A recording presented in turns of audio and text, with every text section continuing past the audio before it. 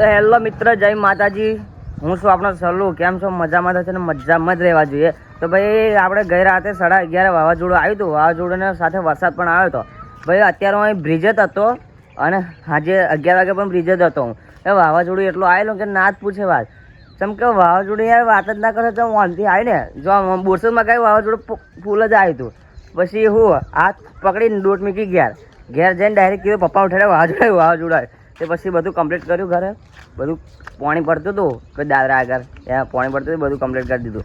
પછી અત્યારે મગું લાવ સવારમાં ઉઠીને ડાયરેક્ટ ચા બા પીને આવી ગયો બ્રિજે વ્લોગ બનાવવા. બ્રિજે વ્લોગ બનાવતો વિચાર આવ્યો કે ભાઈ હોમે અમારા ફ્રેન્ડ આવે છે ભોલા કાકા, તમે જોઈ શકો. આપણા સપોર્ટ સિસ્ટમ છે.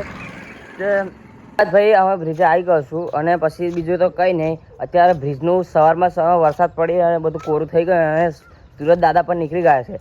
એટલે બ્રિજનું વાતાવરણ એકદમ ખૂબ સરસ ઠંડુ અને એટલું આમ લાઇટિંગ વાતાવરણ છે ને કે તમે મેં પહેલી વખત જોયું એવું લાઇટિંગ વાતાવરણ. એટલે કે મકું લાવી વ્લોગ બનાવવા જતો રહ્યા હતો. તો ભાઈ વ્લોગ બનાવવા આવી ગયો છું.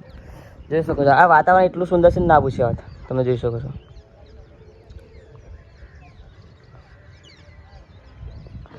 અહીંયા તો મજા આવ્યો વાતાવરણ છે ભાઈ. અત્યારે તો ફોટોગ્રાફીમાં 2 વિડીયો પણ શૂટ કરી સ્લો મોશનમાં. હા, મસ્ત વિડીયો આવી, ક્વોલિટી એટલી મસ્ત હતી.